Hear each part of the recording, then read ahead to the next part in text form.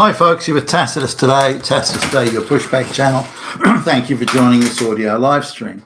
Please listen to this presentation as you would a radio broadcast.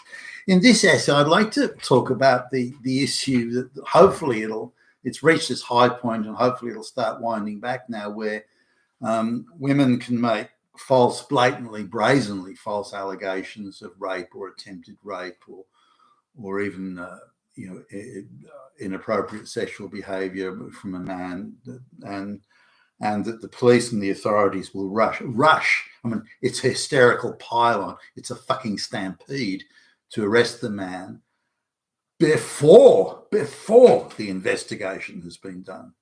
Now, just think about that for a minute. The authorities are so keen to throw a man in prison that they don't even bother to do the investigation before making the arrest. I mean, that's staggering. And whilst they'll rush to the arrest, and they'll do that within hours, any investigation that may follow, that may exonerate the man, and often does, by the way, that takes weeks. That'll take anywhere from 3 to 6 weeks plus to exonerate the man. Now, I just want to concentrate on one. It's a recent one. It was a national headline, actually. Evil, white, fascist, Nazi, fucking Hitler brute, terrorizes and rapes, attempted rape of the little woman, and the big brute guy, and then he's 100 million feet tall, and she's only 1 inch tall, and he terrorized her like Hitler. Well, he was waving a swastika, and it was ginned up to the max. And the authorities, and bear in mind the sign-offs that are needed here. There has to be a complaint's made to the desk officer at the police station, and then that's escalated to, say, detectives or a senior officer, maybe a senior sergeant. Then the senior officer of detectives has to sign off. That goes then to the Department of Prosecutions, like the local attorney general or whatever, and that has to be signed off there. So a lot of signatures a lot of people need to be on board with this, but that happens in a matter of a few hours, and next thing you know, the whole force is, all the force of the authorities is being unleashed, and they've got a guy on very vague circumstantial type evidence. That's it. Nothing that ties him there or anything like that. It's very circumstantial. And very, very, I wouldn't arrest someone on the strength of this, but that's all they've got. So they go straight up to the guy. Managed to find him through that his car is supposed to have appeared at some intersection a few miles down the road from the event, and there's still nothing to tie him to the place where it's supposed to have happened.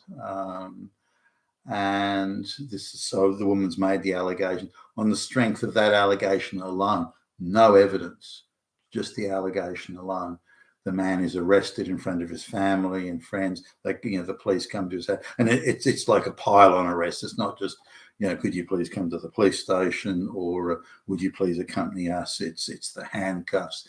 It's the fucking SWAT team. He's an evil fucking white male Nazi, a rapist. We've got to go in there, guns blazing, and get that fucking evil Nazi. Wait, hold on. Well, what evidence do you have? Well, none really, but who gives a fuck?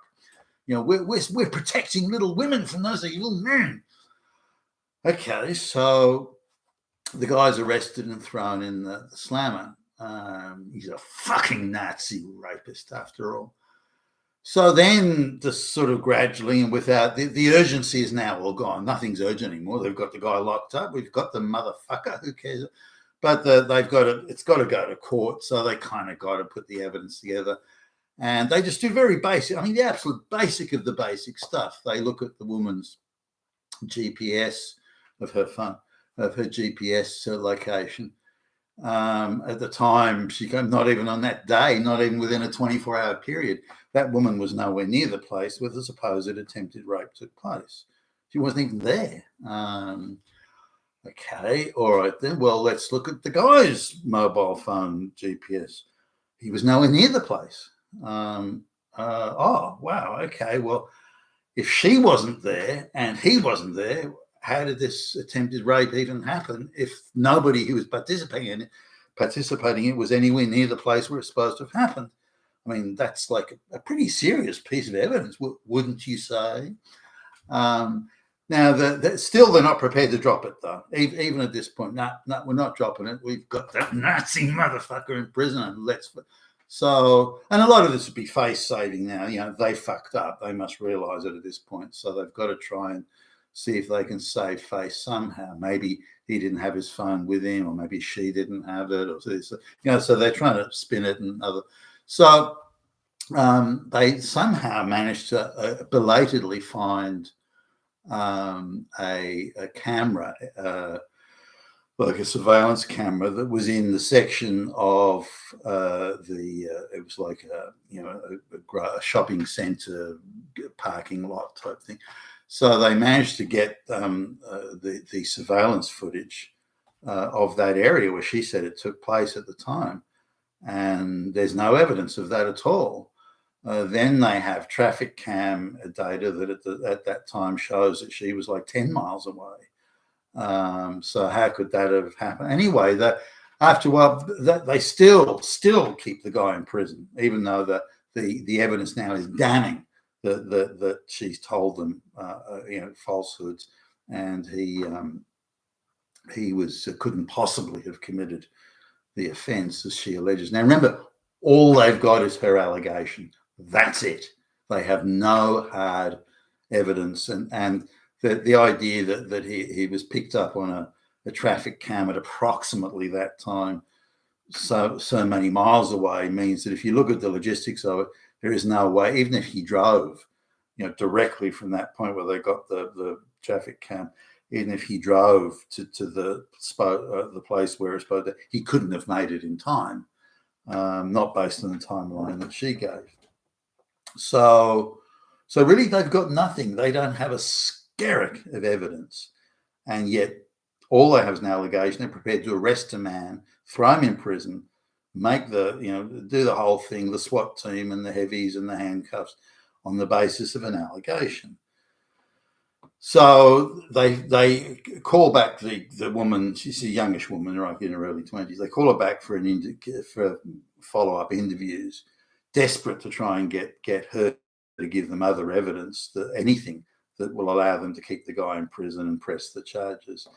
But after the third interview or fourth interview, whatever it was, she fesses up and goes, actually, nothing occurred. There was no rape occurred, no attempted rape. I don't know. I saw some guy a few days ago and I thought he looked like an asshole. So I just gave you that description, and hey, who cares? Now the guy did have some sort of prior, like he'd been involved in a barroom brawl 20 years before or something like that. But so on the strength of that, he's obviously a hardened criminal. So she finally fesses, saying, look, she made it all up, and doesn't see what the problem is. So I made it up. Who cares? I mean, gee whiz, it's not a big deal, like just let the guy out. That's the end of it. So the prosecutor, because it's been all over the news, it was a national headline, because it's been all over the news, they have to do something now. So they charge her with several offences, including making multiple false statements and perjury, all that sort of jazz. What does the court then give her? So this is a pretty serious offence. That guy could have gone to prison for 25 years. So what does the court give her? Well, they give her it's a two-year sentence, as I understand it, a 2-year sentence, but she only has to serve 6 weeks before she's eligible for probation. 6 weeks. So my guess is they wanted to do something, the authorities want to do something, if anything, to save face for themselves, because they'd clearly overreacted to an allegation, believe all women, all men are rapists, yada yada. So they'd clearly gone down that path, and too many people had signed off on it and jumped on the bandwagon. Maybe there was the DA elections coming up. I'm tough against those rapists. Hey, all you women, you vote for me. I'm a big, strong man, and I'm going to save you from those bad. No. Just do your job. Just do the proper police work. Nail down the facts. nail down the evidence. That's all you have to do. That is your job. But they couldn't even do that. It was all an ideological crusade. So she got hardly any. My guess is that after 6 weeks she'll be let out quietly. It'll be done very quietly. There'll be no headlines. But whereas the man doing the supposed rape was a national headline, all the news coverage related to the false allegation made by the girl, the young woman, that was only the local news. No national headlines there at all. So now the DA came out in the end and said, well, look, we don't really want to, we kind of don't really want to prosecute her because that might discourage other women from coming forward. What do you mean? What are you even talking about there? Coming forward, what? Coming forward to commit perjury, to tell lies? I mean, what is it you're discouraging them from? Well, women may not feel confident to come forward if they think that we're going to have to verify their stories with facts. So, we're reluctant to do this, but, it's got so much media coverage, we kind of got to do something. So even then, they were hugely reluctant to do anything. I think they'd have much preferred to let her go with just a telling off and a finger wag, and she got some small bullshit fine, and that's it. Now, you may think, well, that's a one-off, Billy Bob, who cares about that? But no, it's not a one-off. These things are very frequent, and they're happening all over the Western world and the United States. If they'd had sort of maybe just slightly better circumstantial evidence, they may have still run with it. The fact that they couldn't put the woman and the man at their GPS at the same place at the same time, or even within a 24-hour plus period, that was, if it wasn't for that, I reckon they'd have gone ahead and prosecuted the guy based on bullshit allegations. You've been a Tasteless today, your Pushback channel, and thank you for listening.